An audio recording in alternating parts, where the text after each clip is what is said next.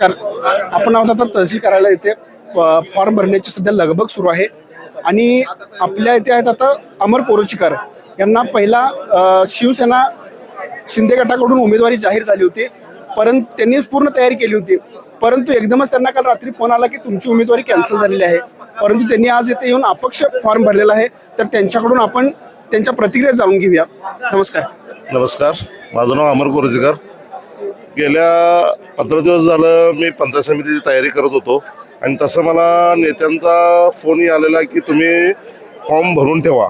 पण ऐनवेळी त्यांनी मला फॉर्म माघार घ्यायला सांगितलं, पण मी माघार न घेता अपक्ष हा फॉर्म भरलेला आहे आणि माझ्यासोबत माझी सर्वसामान्य जनता माझ्यासोबत आहे.